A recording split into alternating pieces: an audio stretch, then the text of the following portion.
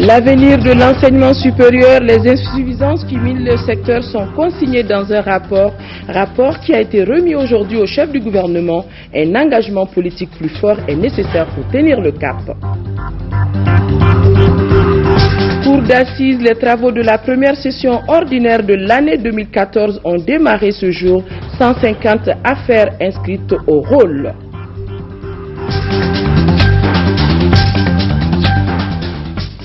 Un invité dans ce journal, M. Lansana Guindo, qui est conseiller technique au ministère des Mines. Il est là pour faire le point des événements graves survenus jeudi dernier sur le site minier de Kobada, dans le cercle de Kangaba, dans le Mandé. Nous sommes lundi 7 juillet, 9e jour du mois béni de Ramadan. Mesdames et messieurs, bonsoir et bienvenue dans ce journal. Le président de la République, Ibrahim Boubacar Keïta, a reçu en audience cet après-midi le ministre néerlandais des Affaires étrangères, et les échanges ont porté sur la contribution des Pays-Bas dans la résolution de la crise au Mali. Écoutons le diplomate, le ministre, à sa sortie d'audience. Il est au micro de Alousseni Touré. Le président de la République m'a expliqué son engagement pour pouvoir créer la paix dans le pays. Il m'a expliqué exactement la position de son gouvernement. Moi, je lui ai dit que nous sommes engagés au Mali depuis 40 ans et que les Pays-Bas resteront engagés et que maintenant on a une nouvelle dimension dans notre engagement, c'est la dimension sécuritaire. Nous participons à la mission MINUSMA et nous sommes convaincus que cette mission pourrait être couronnée de succès une fois qu'il y aura un accord de paix entre les différentes parties au Mali. Déjà, on a un engagement considérable avec plus de 400 hommes et en plus on a décidé d'envoyer des hélicoptères pour soutenir la mission. Donc je crois que c'est déjà un engagement considérable. Après les Français, nous sommes la deuxième force au Mali et c'est aussi c'est un témoignage des relations de long terme entre nos deux pays. Nous sommes engagés dans ce pays depuis des générations parce que nous croyons en le développement du pays qui a une culture très très ancienne, très très riche et que nous connaissons assez bien aux Pays-Bas. Surtout que M. Koundouris c'est un des vôtres. Monsieur Koundouris est un des nôtres, il était mon collègue dans un gouvernement précédent, il était ministre à la coopération, comme moi j'étais ministre aux affaires européennes, et je l'ai rencontré hier soir, et lui aussi il reste très engagé pour pouvoir faciliter un processus de paix au Mali.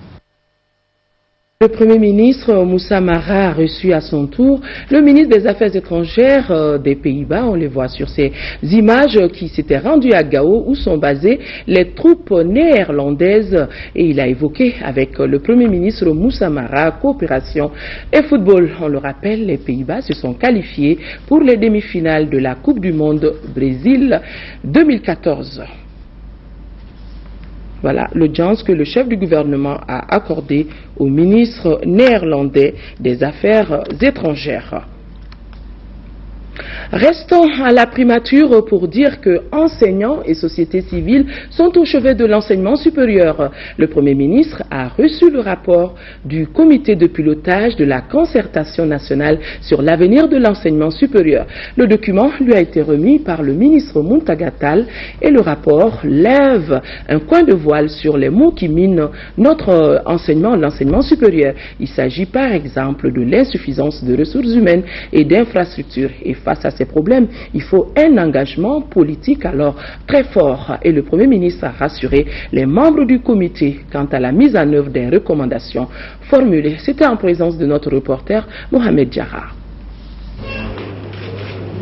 Mission accomplie pour le professeur Abdelkarim Koumaré et son équipe. 3 mois après la tenue de la concertation nationale sur l'avenir de l'enseignement supérieur au Mali, le comité de pilotage produit son rapport. Un rapport remis au Premier ministre par le ministre Muntaga Tall. Fruit d'un travail collégial, le rapport fait le diagnostic sans complaisance des maux qui rongent l'enseignement supérieur. L'enseignement supérieur est très malade. Très malade parce que il y a une insuffisance importante de ressources humaines. il y a une insuffisance importante d'infrastructures. Il y a aussi le fait que les ressources financières sont très insuffisantes. Pour le chirurgien à la retraite, il faut donc administrer à ce malade qui est l'enseignement supérieur un traitement adéquat. C'est pourquoi la mise en œuvre de certaines recommandations s'avère urgente. Un engagement politique très fort, le classement de l'enseignement supérieur parmi les premières priorités du gouvernement, la signature et la mise en œuvre par tous les partenaires impliqués d'un accord pour un enseignement supérieur malien apaisé, compétitif et engagé pour la promotion de l'excellence au service du développement durable du Mali. Et ce sont justement ces différentes recommandations qui seront vite insérées dans la politique nationale de l'éducation. Dans le cadre de la déclaration de politique générale, nous avons scindé la reprise ou le redressement de l'école en 3 phases. Nous allons donc, en rapport avec le ministère de l'Enseignement supérieur, travailler pour insérer la mise en œuvre des recommandations du comité de pilotage dans ces 3 phases. La phase d'urgence, la phase de redressement proprement dit avec un grand programme qui va recouvrir tous les ordres d'enseignement, et ensuite la phase de pérennisation des acquis et de poursuite des premiers résultats obtenus à travers ce redressement. Aujourd'hui, l'enseignement supérieur doit retrouver la place qui est la sienne dans la formation de l'élite de demain, précise le chef du gouvernement. Avoir un dispositif qui puisse permettre à notre pays de disposer de ces élites dans tous les domaines importants pour la nation, ça ne peut être qu'un élément prioritaire de l'action publique. Cela est absolument normal. Et cela est d'autant plus normal que le projet présidentiel qui forme l'architecture de l'action gouvernementale, mais aussi le squelette de la déclaration de politique générale, dans son 4e chapitre, fait de l'école une priorité absolue. Le Premier ministre a par ailleurs remercié et félicité les membres du comité de pilotage pour le travail accompli. 42,27%, c'est le taux de réussite à l'examen du DF, diplôme d'études fondamentales, session de juin 2014. Ce taux est supérieur au taux de 2013 qui était de 33%. Ils sont environ 88 000 candidats admis à cet examen sur 220 000 au départ. Notre équipe de reportage dirigée par Noum Sissoko est allée à la rencontre de certains acteurs de l'éducation pour en savoir plus. Au total, 87 843 élèves ont réussi à l'examen du diplôme d'études fondamentales DEF, session de juin 2014 sur plus de 220 000 inscrits. Cette année, le DEF a eu un taux de 42,27% pour les épreuves classiques et les épreuves arabes réunies. On peut dire que le taux est assez bon par rapport au taux de l'année dernière. Cela est dû au fait que cette année, il n'y a pas eu de problème dans l'année scolaire. Les enfants ont étudié de bout en bout sans vraiment sortir. Ce taux national de réussite au DF dépasse celui de 2013 qui était de 33%. Mais cette année, la tendance est à la baisse au niveau des académies d'enseignement du district de Bamako. Nous avons présenté au total 29 506 admis, 9 176. Ça fait un taux de réussite de 31,10%. L'année dernière, le taux de réussite était de 31,72%. Le total des candidats présentés, ça fait 29 294. Le nombre d'admis, c'est 10 553. 36,02%. Il y a une baisse. Le taux de l'année dernière, c'est 41,06%. Selon le directeur adjoint du Centre national des examens et concours, il n'y a pas eu de repêchage au terme de cet examen du DF. Cour d'assises, les travaux de la première session ordinaire au titre de l'année 2014 ont été ouverts ce matin. 150 affaires sont inscrites au rôle de cette première session et Garibou Pérou était à Banankabougou à la Cour d'appel pour suivre cette cérémonie de lancement de la Cour d'assises. Des 189 accusés sur 150 affaires inscrites au rôle, ce sont les dossiers qui seront jugés pendant cette session de la Cour d'assises de Bamako durant 5 semaines. Le plus ancien dossier suivi par une juridiction d'instruction de Bamako, c'est un cas d'infanticide qui remonte en juillet 1993. À l'ouverture solennelle des travaux, le procureur général dans son réquisitoire a affirmé qu'il s'agit là d'assumer les grandeurs et les contraintes de la justice. Il s'agit de justice, de dignité et de respect de l'homme. Cette exigence, Monsieur le Président, chez les membres de la Cour, vous en assumerez les grandeurs et les contraintes. C'est un droit qui appartient exclusivement au peuple souverain du Mali, tant il y a cette vérité que la justice est rendue au nom du peuple souverain. Fiers d'être les humbles serviteurs, fidèles, loyaux et dignes de la justice, vous serez pendant plus d'1 mois sur la brèche pour que la vérité éclate au grand jour.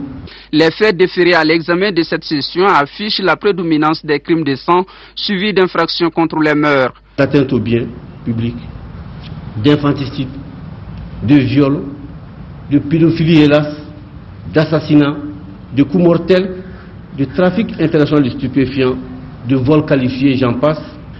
Puis quelques infractions qui sont assez rares quand même sous nos cieux, dont vous aurez 1 ou 2 dossiers comme l'espionnage, la destruction d'édifices et la violation de tombeaux.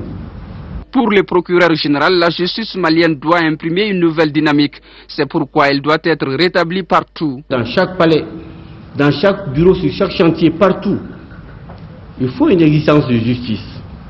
Pour faire de grandes choses, il ne faut pas être un si grand génie. Il ne faut pas être au-dessus des hommes. Il faut être avec eux.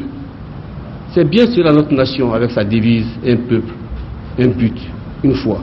La Cour saura jouer sa partition en appliquant correctement les textes dans le respect du principe du contradictoire, d'instruction à charge et à décharge, d'assistance de l'accusé d'un avocat et d'égale écoute de toutes les parties au procès, y compris le ministère public. Et le coupable écoupera de la peine adaptée à son cas. L'innocent sera acquitté.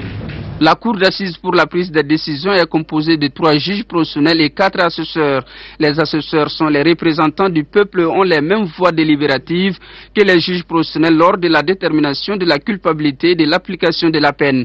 Au cours de cette session, le programme prévoit 2 audiences par jour, excepté mercredi, où une salle sera réservée à la chambre civile afin qu'elle tienne ses audiences. C'est là dans le but de traiter les différents dossiers dans le respect du calendrier fixé par les textes en vigueur. Cour d'assises toujours, Caille aussi a ouvert sa première session au titre de l'année judiciaire 2014. 45 affaires impliquant 74 accusés. Nous retrouvons Kansoutou Kanouté depuis Caille. Au menu de cette session qui durera 15 jours ouvrables, 45 affaires impliquant 74 accusés, 70 parties civiles, 48 témoins seront soumises à l'examen de la Cour. Ces affaires varient entre les atteintes aux biens publics et privés, les atteintes à l'intégrité physique, les infractions contre les mœurs, les violations de la législation sur les stupéfiants, trafic de stupéfiants.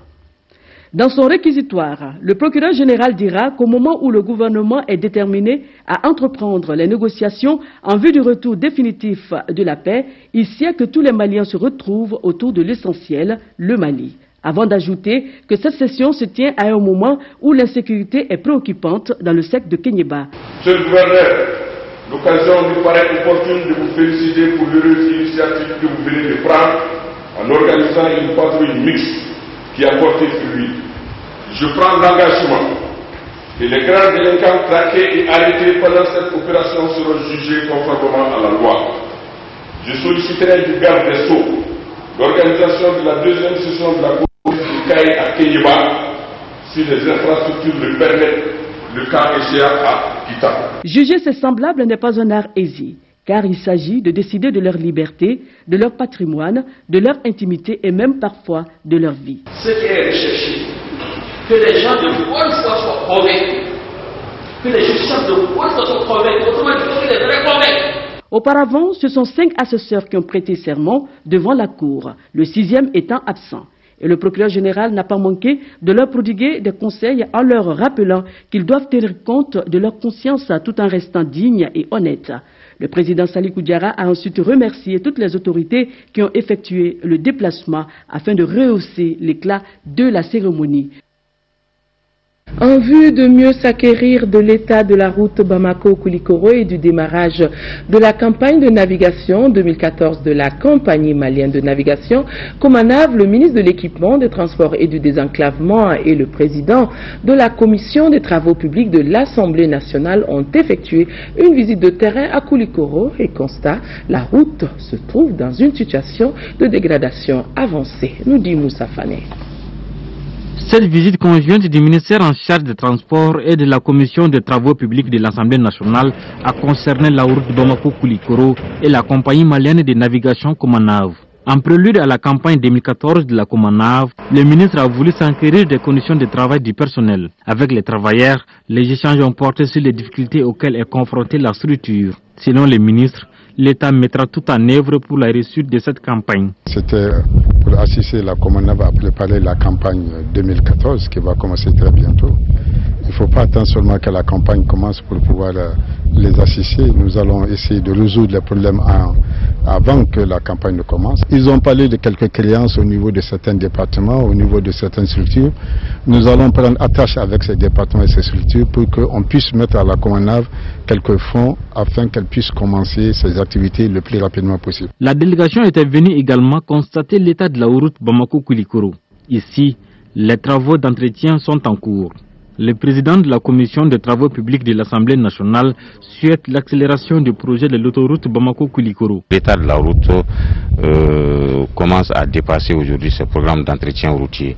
Donc nous interpellons le gouvernement à travers le département de l'équipement des transports de prendre toutes les mesures nécessaires pour que cette route-là soit réellement réparée. L'état de la route actuelle nécessite maintenant qu'on repense effectivement à changer complètement cette route et les actions prioritaires vont être inscrites certainement dans les années à venir. La Komanav entend renforcer sous peu son parc avec 2 nouveaux bateaux.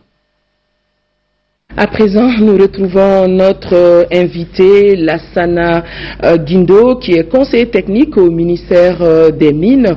Bonsoir, monsieur Guindo. Bonsoir, madame. Voilà, des faits graves se sont produits jeudi dernier sur le site minier de Kobada. Dites-nous, qu'est-ce qui s'est réellement passé?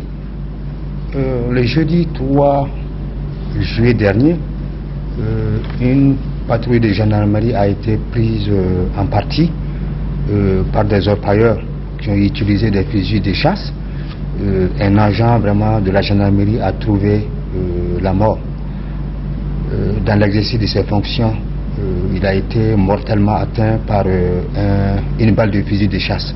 Et son enterrement même a eu lieu aujourd'hui, cet après-midi. Donc cet événement fait suite à une mission de patrouille de surveillance que la gendarmerie était en train de conduire dans les environs de Kobada, dans le secteur de Kangaba. On voulait juste s'assurer vraiment de l'applicabilité de l'état des lieux par rapport à l'application de la mesure d'interdiction de l'orpaillage. Vous savez qu'un arrêté interministériel a été signé le 6 juin entre les différents ministres impliqués dans la gestion de l'activité de l'orpaillage, notamment le ministre des Mines, le ministre de l'Environnement, le ministre de la Sécurité et de l'Intérieur, le ministre de la Décentralisation. Donc ces 4 ministres ont signé un arrêté interministériel qui interdit l'orpaillage pendant la période hivernale. Parce que cette période, elle correspond au moment où vraiment le pays a besoin de bras valides pour assurer l'agriculture. Également, il y a les risques d'éboulement, d'effondrement qui sont très très élevés. Donc le gouvernement a jugé nécessaire de prendre un arrêté qui interdit l'orpaillage pendant cette période hivernale. Oui, vous avez parlé de la mort du gendarme et il y a eu des blessés aussi? Il y a eu, le bilan aujourd'hui, qu'est-ce qu'il dit le bilan aujourd'hui? Le bilan au jour d'aujourd'hui, nous déplorons la mort d'un gendarme. Il y a eu 8 blessés, 8 à 9 blessés. Parmi les forces de l'ordre. Oui. D'importants dégâts matériels sur le camp de la société minière opérant dans la zone. Des investigations sont en cours vraiment pour élucider. Et quelles ont été les mesures prises tout de suite par le département? Tout de suite, les mesures que nous avons eu à prendre, nous avons pris attache avec le ministère de la Sécurité et de l'Intérieur pour quand même, aujourd'hui sur le terrain, il y a 200 agents des forces de sécurité pour tout d'abord assurer la sécurité et mener des investigations vraiment pour situer les responsabilités. Toutes les responsabilités. Oui, Monsieur Guindo, vous avez parlé tantôt de cet arrêté, justement. Tout le monde sait au Mali qu'il y a cet arrêté qui fixe l'interdiction de l'utilisation de ce site minier à partir d'une certaine période. Et on voit chaque année, le phénomène s'agrandit, le phénomène va crescendo. Ça veut dire que quelque part, il y a quelque chose qui ne va pas. Quelqu'un ne joue pas son rôle. Tout à fait réel. Je crois que il y a environ plus de 20 ans de cela, pendant l'hivernage, on arrêtait carrément l'orpaillage et tout le monde était obligé d'aller faire l'agriculture. Je crois qu'il y a cette mesure n'était pas prise. Nous avons jugé nécessaire qu'il est opportun au jour d'aujourd'hui, compte tenu vraiment de tous les désagréments que cette activité mène. On a coutume de dire à Bamako qu'on ne trouve même plus les bonnes. Je suis bien placé pour en parler parce qu'à cette période-là, bonne comme boy, nous sommes en manque dans la capitale. Oui. Moi-même, j'en ai fait le constat et il est même souvent difficile de trouver les bras valides pour faire quelques travaux que ce soit. Donc nous avons jugé nécessaire qu'il était opportun que le gouvernement devrait prendre toutes ses responsabilités en interdisant, ne serait-ce que pendant la période hivernale, cette activité d'orpaillage. Oui, mais interdiction, mais qui va être suivie de quoi pour éviter justement ce débordement, M. Guindo? Cette mesure, elle a été prise juste le 6 juin dernier. Donc nous sommes en train de mener des missions sur le terrain pour sensibiliser les acteurs. Moi je suis rentré de la région de Sikasso hier seulement. Cette mission, c'était une mission de sensibilisation qui s'est d'ailleurs très bien passée. Donc il y a 10 ans, c'était une mesure qui n'était pas prise, mais nous allons renouer vraiment avec les anciennes pratiques quand même pour éviter vraiment tous ces désagréments que cette activité est en train d'engendrer. Concrètement, le gouvernement a été saisi de cette question-là et quelles sont les mesures qui sont prises aujourd'hui pour qu'on n'ait plus ce genre de phénomène? Nous avons des mesures à court, moyen et long terme. Quelques-unes de ces mesures? Pour ce qui concerne les mesures à moyen terme, comme la loi le dit, l'activité d'orpaillage doit s'exercer dans des couloirs d'orpaillage. Le département aujourd'hui a mis à la disposition de ses acteurs un certain nombre de couloirs d'orpaillage. Mais cela n'est pas suffisant. Nous continuons toujours à identifier des couloirs que nous allons mettre à la disposition des orpailleurs. Ne serait-ce que vraiment pour améliorer la cohabitation entre les deux branches d'activité. Solution à moyen terme, c'est quoi? Nous savons que les orpailleurs ne sont pas formés. Comment est-ce que nous pourrons améliorer leur productivité sans que vraiment et tirer le maximum de profit de cette activité pour diminuer les dégâts? Donc cela ne peut se faire vraiment qu'en formant les acteurs, notamment les orpailleurs. Il va avoir leur équipement, il va avoir un système de financement sur place. Et mesure à long terme, il faudra même voir. C'est une activité, l'orpaillage est une activité qui a été décentralisée. C'est-à-dire c'est une compétence qui a été transférée aux collectivités territoriales. Nos différentes réflexions nous poussent à aller chercher est-ce que vraiment il était temps les communautés locales étaient préparées vraiment à recevoir cette activité pour pouvoir bien la gérer. Donc ça, c'est une réflexion qui est en cours. Ça, c'est des actions à long terme qui viendront. Comme action à court terme que j'avais oublié, ça c'est un forum sur l'orpaillage que nous sommes en train d'organiser. La commission d'organisation est à pied d'œuvre par rapport pour l'organisation de ce forum et tous les acteurs seront conviés à ce forum. Cela va aller de l'administration jusqu'aux collectivités, aux acteurs. Ça va être un cadre où nous allons discuter vraiment des problèmes fondamentaux de l'activité d'orpaillage. En d'autres termes, ça doit rentrer dans un cadre global, un schéma global de lutte contre la pauvreté. Monsieur Guindo, dernière question. Exactement. Oui. Moi, je me rappelle qu'il y a 2 ans de cela, à travers différentes rencontres, nous nous sommes posé la question pourquoi il y a ce développement de façon exponentielle de l'orpaillage, pas seulement au Mali, mais dans beaucoup de pays vraiment de la sous-région, notamment de l'Afrique de l'Ouest. Nous trouvons l'explication vraiment, beaucoup de personnes pensent que l'orpaillage c'est une activité qui permet de lutter contre l'orpaillage. C'est une activité dans laquelle on peut s'enrichir très très vite. On a même vu des jeunes quitter les falaises de Bandiagara qui se retrouvent dans le monde. On retrouve toutes les ethnies aujourd'hui vraiment dans l'orpaillage. Ce que je ne voyais pas, c'était effectivement les gens quittaient les falaises de Bandiagara venus, mais lors de ma tournée dans la partie sud du Mali, j'ai dénombré plus d'une dizaine de jeunes Dogons venus pratiquer l'orpaillage. Voilà, donc merci Monsieur Guindo d'être passé sur ce plateau pour nous faire le point des faits graves qui se sont produits jeudi dernier à Kobada, sur le site minier de Kobada, et malheureusement la gendarmerie nationale a perdu un homme, et en la personne de l'adjudant Sekou Ndao, qui a trouvé la mort jeudi dernier au cours, on le rappelle, d'une intervention de la gendarmerie sur ce site. Il a été conduit à sa dernière demeure aujourd'hui même par sa hiérarchie, ses collègues et parents, en présence de notre reporter Batraoré. L'adjudant Sekou Ndao, dont les obsèques se déroulent ainsi, a trouvé la mort le 3 juillet dernier au cours d'une intervention de la gendarmerie à Kobada. Né le 7 mai 1978 à Zourosso, Sekou Ndao s'est fait incorporer à la gendarmerie nationale le 23 mars 2000. Escadron 4/3 de gendarmerie de Sang, du 1er mars 2001 au 24 octobre 2001.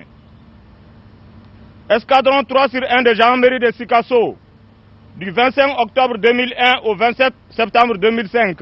Escadron 8/1 de gendarmerie de Kidal, du 28 septembre 2005 au 7 septembre 2008. Brigade territoriale de gendarmerie de Mopti, du 8 septembre 2008 au 2 octobre 2011.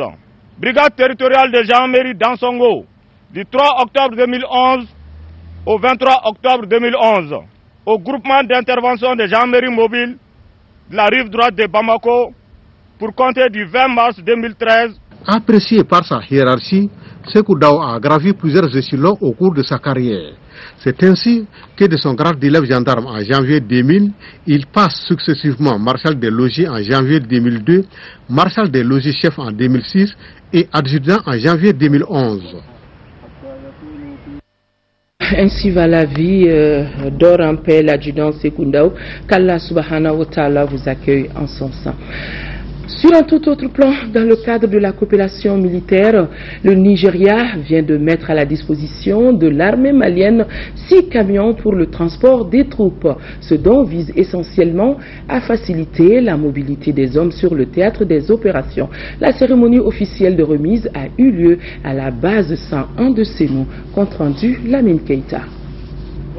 Ces dons de la République fédérale du Nigeria renforcent les forces armées du Mali Fama en moyens logistiques, notamment dans le transport des troupes. Il s'agit de l'octroi de 6 camions de transport. Ce geste s'inscrit dans le cadre de la continuité du soutien du Nigeria à notre pays. Depuis la guerre a commencé, le Nigeria était derrière les Maliens. Le Nigeria, elle a fait beaucoup de choses. On a supporté Mali, politique, économique et puis financier. L'objectif de cette support, c'est pour avoir Mali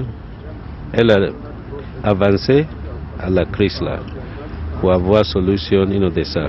Ça, c'est pas dernier.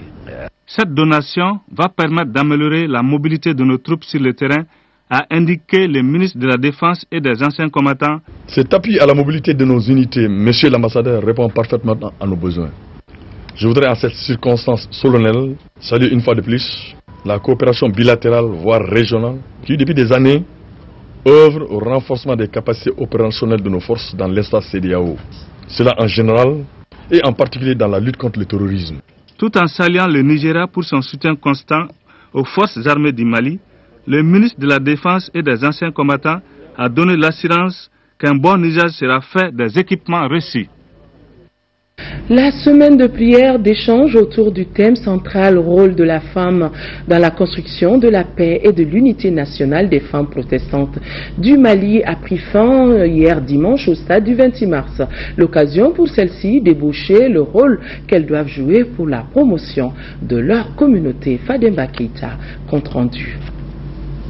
Semaine d'action de grâce à travers des prestations de la grande chorale, des débats autour des thèmes multiformes, ce sont là les temps forts qui ont marqué cette deuxième édition du camp national des femmes protestantes du Mali.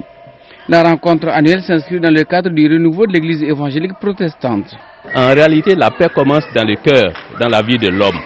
C'est lorsque l'homme a la paix intérieure, il a de bons rapports avec Dieu, verticalement, il a de bons rapports avec son prochain, parallèlement. C'est en ce moment qu'il peut être réellement quelqu'un qui crée la paix dans la société. Nous sommes là depuis 6 jours. Nous avons été bénis par notre Seigneur à travers plusieurs enseignements. Le thème principal a fait 3 jours d'enseignement. Les participantes venues de toutes les régions du Mali déclarent avoir tiré profit des thèmes débattus. Nous avons eu comme thème les cancers du col de la femme et on nous a montré les images et comment les symptômes se présentent. Donc on a été très édifiés par cela et je pense que toutes les femmes ont été maintenant informées, elles ont été sensibilisées pour aller faire les dépistages. De telles rencontres thématiques, ça donne l'occasion non seulement de parler d'un thème spécifique sur le pays, mais aussi permet de discuter et d'être enseigné sur d'autres thèmes, sur des notions de santé et autres. C'est pour vous dire qu'elles sont en train de participer par ce faire de façon très active à la construction nationale. Les femmes protestantes, à travers des prières, affirment leur soutien aux autorités maliennes pour le retour définitif de la paix au Mali. Un rendez-vous est pris en 2015 pour la 3e édition du camp national des femmes protestantes du Mali. Que Dieu exauce nos prières. L'association des détenteurs de savoirs occultes africains, ATSOA, s'engage dans la recherche de la paix au Mali. Elle vient d'organiser à cet effet une conférence débat sur le thème « L'agression contre le Mali, la solution spirituelle ». Et l'association estime qu'il faut un retour aux valeurs anciennes pour la paix. La conférence, animée par le professeur Babounian, a été suivie par plusieurs invités au rang desquels le ministre des Affaires religieuses et du culte. Reportage Batraoré. Le conférencier a d'entrée de jeu dressé un tableau sombre de la société malienne. Une société, selon lui, marquée aujourd'hui par toutes sortes d'abus et de vices, tels le viol, le mensonge et la corruption. Bref, des comportements autrefois décriés par la société. C'est pourquoi le conférencier estime que la solution réside dans un retour à nos valeurs historiques et culturelles. Pourquoi au Mali on cherche à enterrer notre seule source de fierté, à savoir notre histoire et notre culture africaine? Parce que autant le Mali a plusieurs raisons d'avoir honte de son présent, autant il reste fier de son passé glorieux qui demeure encore le garant de sa respectabilité à travers le monde. Cette solution des détenteurs de savoir occulte est largement partagée par l'assistance qui pense qu'il faut examiner toutes les pistes pour la paix. Les sciences occultes en réalité occupent une grande place dans notre vie. Celui qui nie ça, vraiment, oublie sa dignité, oublie son passé, oublie ses ancêtres, et sur ce, n'aurait aucun avenir. Le professeur Babou nous donne une chance, c'est de nous remettre, de nous redimensionner, et que nous avons besoin d'une autre dimension de l'homme. C'est la dimension spirituelle. Donc en fait, Babou, son exposé ou sa conférence, vient nous rappeler qu'au-delà de l'homme chair et os, il y a l'homme spirituel, et qu'il y a des valeurs et qui sont fortes à toutes les religions. Les détenteurs de savoir occulte demandent à tous les chefs de famille d'offrir en sacrifice 165 dates aux enfants pour le retour de la paix. À présent, la page sport de ce journal, championnat national de Ligue 1. Hier, l'AS Real de Bamako a gagné la rencontre phare de la 22e journée en battant 3-0 le Djoliba Athletic Club. Quant à l'opposition en centre Salif Keita et les 11 créateurs de Nyarela, elle s'est soldée par un match nul, un but partout. Retour sur ces deux rencontres jouées au stade Modibo Keita avec Aljuma Tina. Les 11 créateurs ratent l'occasion de s'approcher davantage des équipes du haut de tableau. Face aux boys du centre Salif Keita en bleu, tout avait pourtant bien commencé pour les pensionnaires de Nyarela, qui trouvent le chemin des filets à la 13e minute. La passe lumineuse de Zoumana Sidibé sera conclue par Suleiman Sissoko, ce qui sera l'unique but des 45 premières minutes. Les centristes changent de stratégie de retour, ce qui s'avère payant à la 59e minute, avec l'égalisation de Mohamed Farouta. Un but partout, le score en reste là. Le CSKA avec 28 points reste à la 10e place. Les créateurs, quant à eux, occupent la 5e position avec 38 points. Un peu plus tôt eut lieu le match au sommet de cette 22e journée entre l'AS Real de Bamako et le Djoliba Athletic Club. Au finish, soirée cauchemardesque pour les Rouges de Hiramakono, qui ont sombré devant la talentueuse équipe du Real. Dominataires dans tous les comportements, les Scorpions finiront par trouver la faille dans les arrêts de jeu de la première mi-temps. Et de quelle manière? Ali Badrasila vient retourner son jeu, Bachakoumar Bakima, avant d'aller au vestiaire. En deuxième période, la réaction attendue par le Djoliba Athletic Club ne sera qu'anecdotique, puisqu'il va définitivement rendre les armes et constater les dégâts. Mokhtar Sissé à la 70e minute et 75e minute donne plus d'éclat à la victoire du Real qui remporte le derby 3-0. Avec 2 matchs en retard, le Real 6e avec 35 points n'est qu'à 5 unités du podium. Pour le Djoliba Athletic Club 3e avec 40 points, il n'avait plus connu une telle déroute depuis le 31 décembre 2007 contre le centre Salif Keita qui s'était imposé 3-0 grâce à un complot de Cheikh Tidiane Diabaté.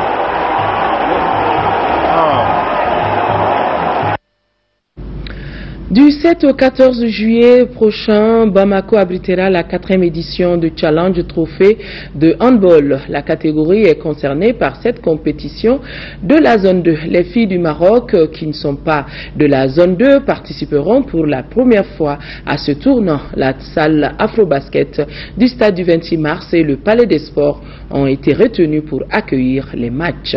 Abdul Karim Kaba. 17 équipes de 9 pays de la zone 2 et du Maroc s'affronteront pendant une semaine dans la 4e édition de Challenge Trophy, catégorie junior filles et garçons. Cette organisation est une occasion pour le Mali de relever 2 objectifs. D'abord, une bonne réussite de la tenue de la compétition et ensuite une meilleure prestation des aiglons handballeurs filles et garçons. Aujourd'hui, nous avons eu une opportunité, grâce à la Confédération africaine de handball, d'abriter ce challenge-là. Ça encore pour nous donner plus d'expérience techniquement, aussi pour nous donner confiance à la Confédération africaine de handball et à l'IHF aussi, que le Mali est un pays qui peut organiser et avec succès un tournoi international dans le cadre de handball. Le Challenge Trophy est une compétition majeure des instances suprêmes de handball. C'est pourquoi tout est mis en œuvre pour la réussite du tournoi. Pour l'ensemble de nos pays africains, l'IHF Trophy est important, non seulement une occasion qui permet à nos pays d'affronter les autres pays, donc avoir une expérience internationale, mais ça leur prépare donc au plus haut niveau de la compétition au niveau du handball. En marge de la compétition, il y aura 2 formations. Une formation pour les entraîneurs et une autre pour les arbitres. À l'image des juniors filles du Maroc, tous les 8 pays seront à Bamako pour le Challenge Trophy édition de 2014, du 7 au 14 juillet.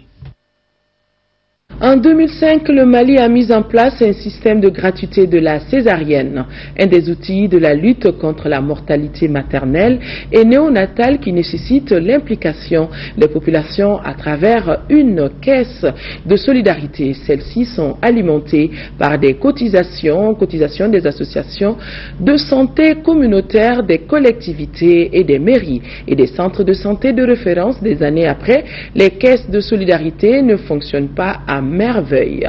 L'équipe de Focus Santé est passée dans le district sanitaire de Kita où le personnel du centre de santé de référence ne cache pas ses problèmes.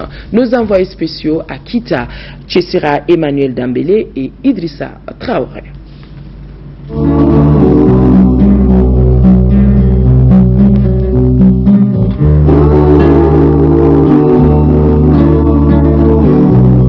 Deuxième moitié du mois de mai 2014, les difficultés de la caisse de solidarité du district sanitaire de Kita se situent au niveau du paiement des cotisations. Si le centre de santé de référence avait payé à 100% sa quote-part, les associations de santé communautaire étaient à 75%, le conseil de cercle à 50% et les mairies à 35%. Pourtant, l'argent cotisé est utilisé pour évacuer les urgences sanitaires touchant les femmes et les enfants de l'ensemble du cercle. Le 19 mai 2014, la caisse de solidarité du district sanitaire de Kita contenait environ 4 700 000 francs CFA. Ce montant n'est-il pas suffisant pour faire face au cas d'évacuation? Non, ce n'est pas suffisant, justement, parce que tant que tous les acteurs n'auront pas versé ce qu'ils doivent verser à hauteur du montant réel, on ne pourra pas, le centre de santé ne pourra pas atteindre les résultats escomptés. Parce que c'est par rapport au cas attendu que ces montants sont calculés.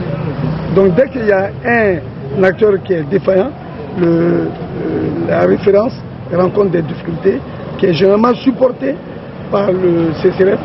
Le préfet du cercle le confirmera plus tard. Les 4 millions de francs CFA ne suffisent pas pour assurer 30 jours d'évacuation à Kita. C'est pourquoi l'endettement est devenu une règle ici.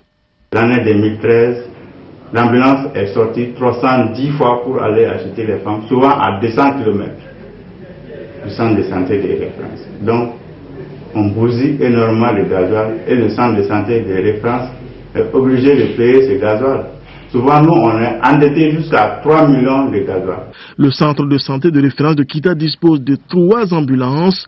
Beaucoup, diront certains, mais 2 de ces véhicules, vu leur état, ne peuvent pas circuler sur les pistes rurales séparant les villages des 33 communes du cercle. Par ailleurs, les distances entre les localités sont un sérieux handicap.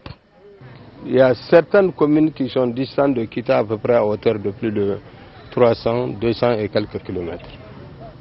Donc s'il y a des difficultés et que l'ambulance est programmée vraiment de notre côté opposé, vous voyez ce que ça fait.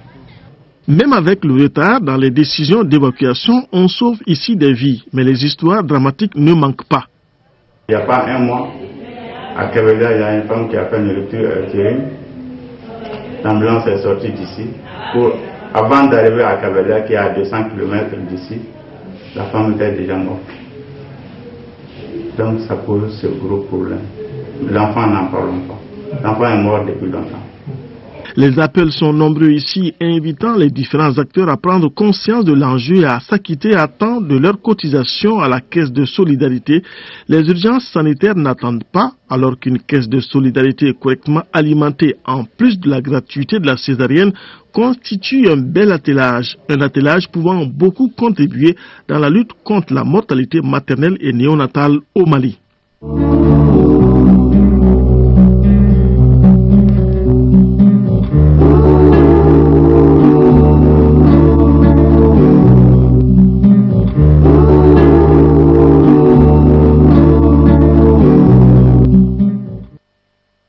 Voilà, une nouvelle publication dans vos kiosques.